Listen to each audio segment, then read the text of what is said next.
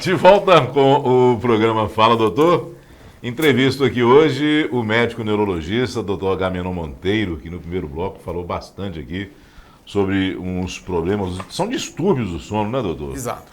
A ronca, a apneia, o que predispõe, consequências, diagnósticos, tratamento. E algumas perguntas. Tem uma telespectadora aqui que ela mandou uma pergunta, ela mora no Planalto, mas foram 3 áudios e os áudios são muito grandes, não deu pra gente ouvir, inclusive, eles nem aqui durante o intervalo, tá? Se puder, de uma forma resumida, pedir para alguém fazer a pergunta, né, escrita, se tiver aí, por favor, tá? A gente quer te atender, mas no áudio ficou meio difícil. Doutor Agamenon, o que é que isso tudo tem a ver com insônia? Quer dizer, pessoa que tem apneia e tem ronco, não é a mesma coisa que ter insônia, não? Não.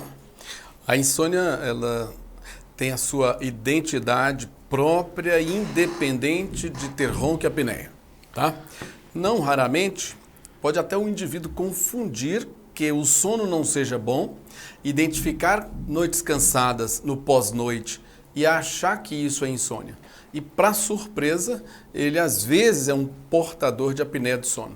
Mas isso não é a regra. A regra é que o portador de apneia do sono, daquele modo, costuma ser flagrante da própria família, seja pela esposa ou filhos ou algum convivente, e aí a informação é passada ao paciente, ele mesmo traz.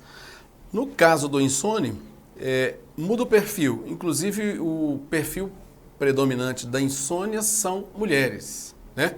E mulheres não roncam com a mesma frequência que homens. A estatística é bem clara.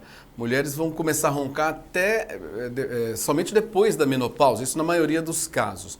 Existem as que podem roncar antes dessa idade pelas formações anatômicas predisponentes de queixo, língua, faringe e assim é um número menor. Agora, a insônia na realidade de vida da mulher é quase uma composição fundamentada, porque o vínculo matricial, as obrigações que se fazem pertinentes ao ser mulher em termos de uma série de cuidados de vida, faz um cérebro ser vigilante. Sim. Então, o cérebro feminino tende à vigilância. E quem é a vigilância? É exatamente o precedente, é o degrau que precede ao estado que rouba do sono o terreno de fundamentos, né?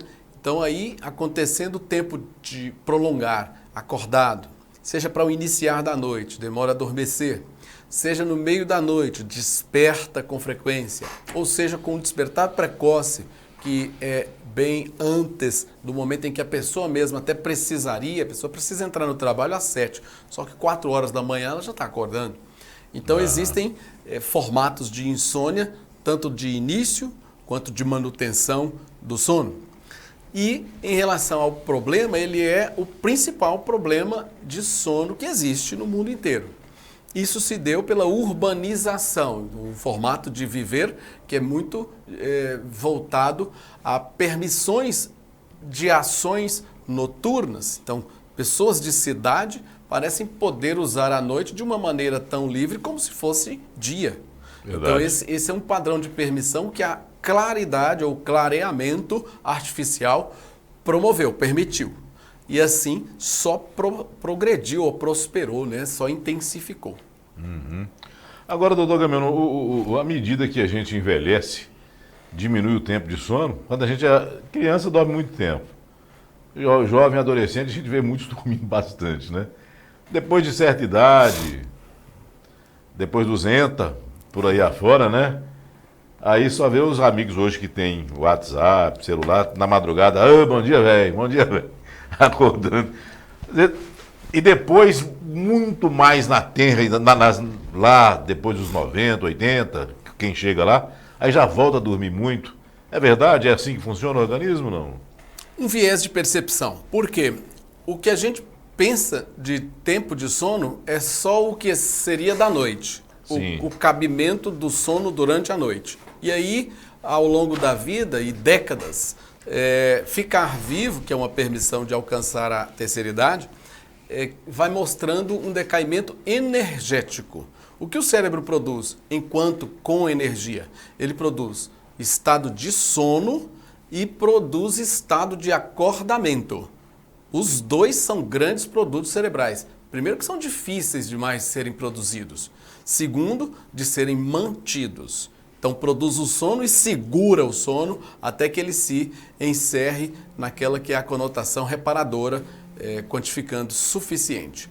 E o acordamento, tanto quanto. A pessoa é colocada em estado de vigília alerta e é mantida desse modo por um dia quase inteiro de 15, 16 horas seguidas. E esses são dois serviços de alta energia com a idade, e quanto mais idade, isso vai decaindo. Então, não só parece mesmo dormir menos o idoso, é que não é tão menos do que o não idoso. Então, o indivíduo que chega ali entre 50 e 55 anos, que se acha não idoso, ele já estará dormindo mais ou menos o mesmo tanto que idosos de 60, 65 dormem. Entre 5 a 7 horas de sono por dia. Acontece que o idoso mais idoso, de dia ele não acorda tanto quanto o menos idoso. Então, o indivíduo mais jovem, ele pode até dormir 5, 7 horas, mas ele passa mais acordado na sequência do dia. O idoso dorme 5, 7 horas à noite, mas durante o dia ele não passa tão acordado quanto antes na vida. Então, vai decaindo sono e acordamento tanto quanto.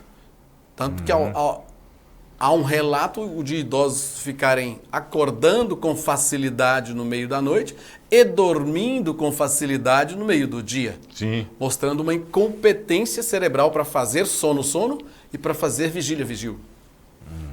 E tem solução isso, doutor? Solução? Ou tratamento? É até um certo perigo, porque solucionar isso aí não é bem problema, isso aí é padrão de fisiologia, como que vai funcionando.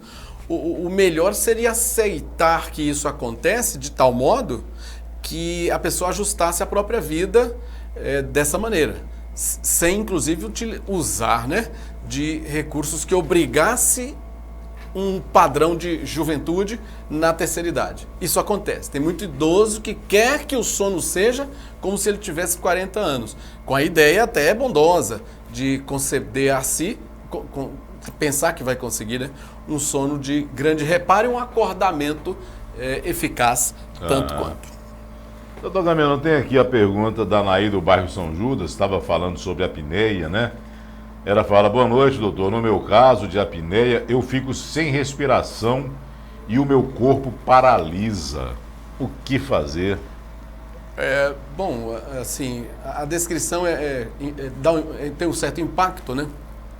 Mas não deve paralisar, deve ficar com sensações desagradáveis relacionadas à má oxigenação. Então, a má oxigenação, eu disse aqui mesmo em um dado momento, que é uma condição hostil para todas as partes do organismo e aí para as partes neurais também. Então, as funções de sensibilidade que são neurais com oxigenação ruim, tem muito paciente que dessatura ou que cai muito a oxigenação durante o sono, acaba tendo desconfortos de diversas maneiras corpóreos, podendo ser sensitivo. Nessa descrição dela, o modo dela dizer que é uma sensação de desagrado geral, tanto de sentido quanto de movimento, parecendo que ela não consegue se mover. Mas não chega a ser caracterizada uma paralisia, né?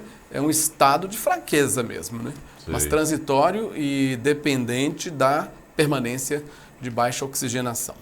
Doutor Agamenon Monteiro Lima, tem muitas perguntas aqui de outras áreas da neurologia, que a gente vai deixá-las para um ping-pong para o próximo intervalo, porque o tempo está curto, né? Para tanta coisa importante que o senhor está falando aqui no programa de hoje. Então. Porque, sem sombra de dúvida, importante, útil. Você que ainda não tinha parado para perceber que a noite mal dormida, problema de sono, pode trazer uma série de consequências nefastas, né, para o seu organismo, uma série de malefícios para o seu organismo. Tá aqui, ó, doutor Agamenon dando uma verdadeira aula de uma forma bastante simplificada para você, telespectador do programa Fala Doutor, não é? Ter essa oportunidade de, a gente até brinca aqui, filar uma consultinha, né? Difícil, rara, com um excelente neurologista, aqui e passando para a gente essas lições tão sábias acerca dos problemas do sono. E daqui a pouco, o que fazer, doutor, para ter uma noite de sono mais tranquila, ok? Tranquilo, tranquilo. Já já a gente retorna, aguarde.